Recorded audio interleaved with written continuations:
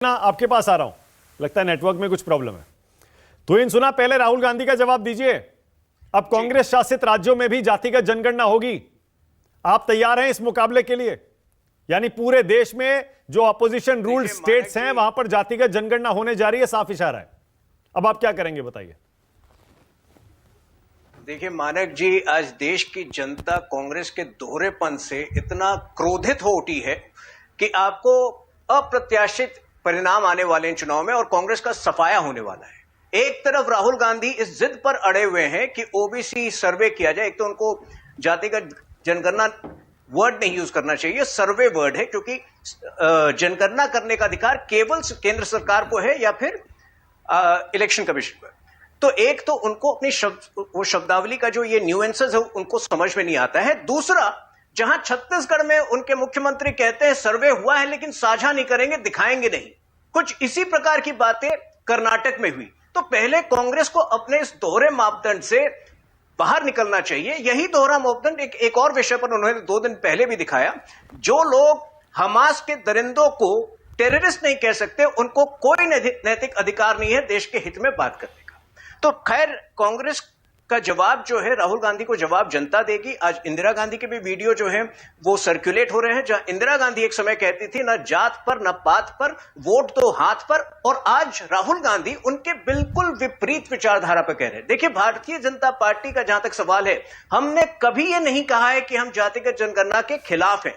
हम बस इतना चाहते हैं कि जो एक एडमिनिस्ट्रेटिव मैकेनिज्म और जो तकनीकी मैकेनिज्म उसको सही तरीके से करने के लिए जिसकी आवश्यकता है वो तैयार हो जाए, जो इस वक्त हमें लगता है कि नहीं है हमारे पास। और जो बिहार में जातिगत जनगणना हुई है या सर्वे हुई है, वो इतनी त्रुटियों से, खामियों से भरी पड़ी है। आप कितने बड़े पैमाने पर लोग हैं जो कहते हैं कि उनके गांव में लोग आए ही नहीं सर्वे के सवाल पूछने।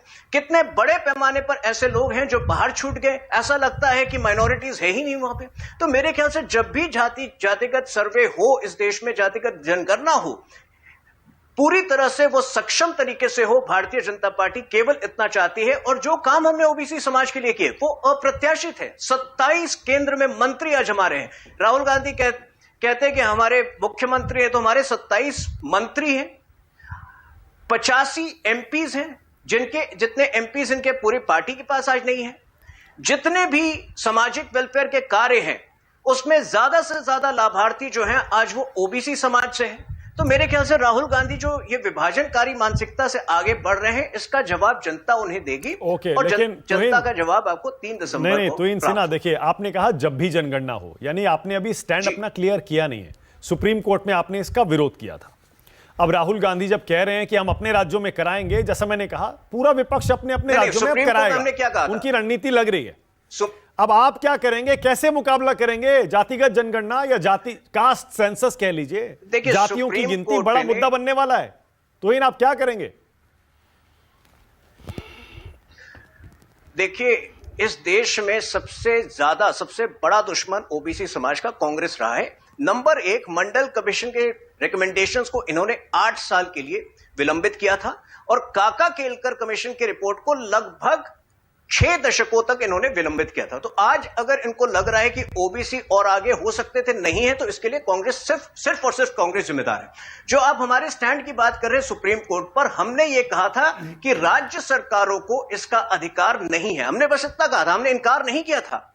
देखिए, राज्य सरकारें जब करती हैं, अक्सर बड़ा एक पॉसिबिलिटी होता है कि वो पॉलिटिकली मोटिवेटेड हो, जो आप बिहार में देख रहे हैं।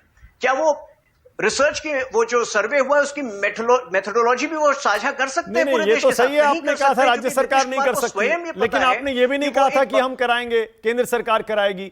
और कांग्रेस तो कह रही है ना, 11 में हो चुका है। आंकड़े दे दीजिए, राहुल बोले आज। केंद्र सरकार का रवैया, आप एक भी सार्वजनिक बयान नहीं है किसी भी केंद्र के मंत्री का या किसी भी केंद्र का नेता का जहां हमने इससे इनकार किया है। हमने कहा है कि इसका समय जब उपयुक्त होगा हम अवश्य करेंगे। और यह तो बयान यूपीए की सरकार के समय से, जब वो थोड़ी जिम्मेदारी से काम करते थे, पी चिदम्बरम जी का भी था, यही बयान था कि जब तक हमारे पास एडमिनिस्ट्रेटिव और टेक्निकल जो मैकेनिज्म है वो पर्याप्त ना हो कि ऑथेंटिक सर्वे हो सके, तब तक जो है हमें इस पर आगे नहीं बढ़ना चाहिए। और यह विषय जो है वो देश के भविष्य से जुड़ा है। देखिए, जब कोई भी विषय देश के भविष्य से जुड़ा होता है अतुल तो उस पर एक परिपक्व अतुल लोंडे व्यू पाटिल रखना जवाब दे रहे बहुत हैं इंपॉर्टेंट हो जाता है। और अतुल भाई, ये तो मान लीजिए ना कि आपने भी पिछले 10-15 सालों में अपना स्टैंड बदला है ओबीसी को लेकर या फिर इस कास्ट सेंसस को लेकर। महिला आरक्षण बिल, उसमें कोटा नहीं था, उससे पहले भी आप इसका सपोर्ट नहीं करते थे, आपने हाल में बदला ना स्टैंड। नहीं, ये बात खुद राहुल जी ने कहा है कि 2010 में महिला आरक्षण के संदर्भ में हमने ओबीसी का कोटा देना चाहिए था, वो गलत था, ये खुद राहुल जी ने कहा है और ये कहना बड़ी बात है। लेकिन मैं अभी 1989 से बताता हूं, जब मंडल आयोग वीपी सिंह जी ने लागू किया तो इनके समर्थन से सरकार चल रही थी। किसने समर्थन वापस लिया था? वो अटल बिहारी वाजपेयी जी और अडवाणी जी ने वापस लिया था। जब महिला आरक्षण का बिल था निकायों में, तो निकायों के बिल को विरोध करने वाले कौन थे? अडवाणी जी, अटल बिहारी वाजपेयी जी, मुरली मनोहर जोशी जी और एक बड़े वकील थे, अभी आपको नाम पता है। ये 4 लोग थे जिन्होंने वो बिल को गिराया था। उसके बाद 1993 में वो लागू किया था। 2011 में वो सेंसस हुई थी, मेथोडोलॉजी सेंसस की जो है प्रॉपरली इस्तेमाल की थी। 2016 में इनके पास आंकड़े थे। अब ये तुहिन जी जो है, इन्हें लगा कि मेरा नेटवर्क चला गया तो मैं वापस आऊंगा नहीं, ये अपना बोलते गए। ये हलफनामा दिया, इन्होंने 2 हलफनामे दिए हैं। उन्होंने 2015-19 फरवरी को एक हलफनामा दिया था जहां कहा था कि हम 1.5 गुना एमएसपी दे नहीं सकते। प्रधानमंत्री ने वायदा किया था और प्रधानमंत्री ने खुद झूठ जो है अपना खुद ही सामने रखा था। फिर इन्होंने ओबीसी की जातिगत जनगणना करेंगे नहीं, ये हलफनामा तो दिया ही। लेकिन मैं आपको दावे से कहता हूं, पिछले साल के फरवरी में अमित शाह जी, जिनके होम मिनिस्ट्री से ये सारा काम होता है, उन्होंने कहा था हम जातिगत जनगणना नहीं करेंगे। ये उनका सार्वजनिक बयान था। तो इनके मुंह में राम और बगल में। अच्छा, आप कब तक करेंगे? थोड़ा ये भी बता दीजिए, आप अपने राज्यों में कब तक करा लेंगे और कब तक उसके नतीजे दे देंगे? थोड़ा ये भी स्पष्ट। परसों तो राजस्थान गवर्नमेंट ने नोटिफिकेशन निकाल दिया। हाँ। बिहार का हमारे इंडिया अलायंस के पार्टनर ने वो कर ही दिया है। सारे इसमें और 2024 में दावे से हमारी सरकार आएगी। नहीं, मतलब 23 में सब काम पूरा हो जाएगा। जैसे अभी अक्टूबर चल रहा है, अक्टूबर, नवंबर, दिसंबर, 3 महीना, 4 महीना। ये देखिए ना मानक जी, राहुल जी ने क्या कहा? सर्वोच्च निर्णय समिति कांग्रेस की, CWC, इसने वो निर्णय लिया है और सब जगह से 5 स्टेट में तो ये तो इनको अंडा आने वाला है बात बीजेपी को। ये मेरा दिखा देना 3 दिसंबर को। हाँ, तो हम लोग उसके बाद, वो ठीक है, आप अंडा दिखाइए।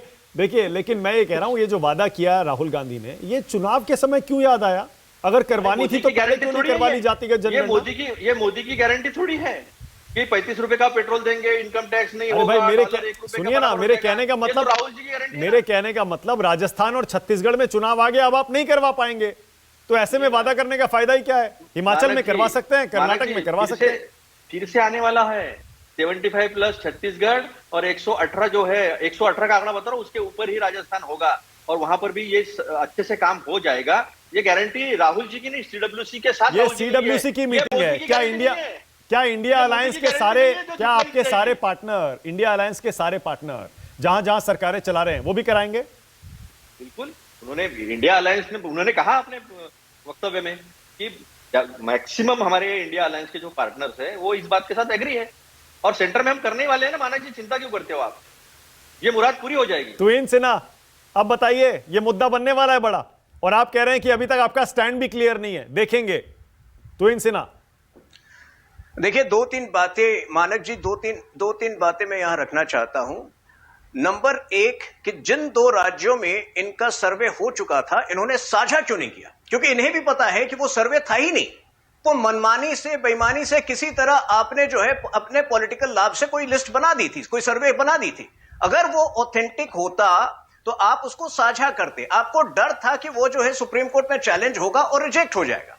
नंबर 2, इन्होंने बात कही 1990 की कि मंडल कमीशन का जब रिकमेंडेशन लागू हो रहा था, हमने सपोर्ट वापस लिया था। यह बिल्कुल गलत है, झूठ है। मंडल कमीशन तब लागू हुआ था जब भारतीय जनता पार्टी उस सरकार का समर्थन कर रही थी। उसके 3 महीने बाद एक अलग विषय पर, राम मंदिर के विषय पर हमने सपोर्ट वापस किया था। और इसलिए मैं दोबारा रिआइट्रेट करता हूं, अरे हंस लीजिए, 2-3 दिसंबर के बाद नहीं हंस पाएंगे। तो आज मैं इसको दोबारा जिम्मेदारी के साथ, और आप तो बड़े जिम्मेदार पत्रकार हैं, फैक्ट चेक कर सकते हैं कि केवल और कांग्रेस की वजह से यह 8 साल विलंबित हुआ था। तीसरी बात देखिए, मैं एक अलग विषय आपको रख रहा हूं यहां पे।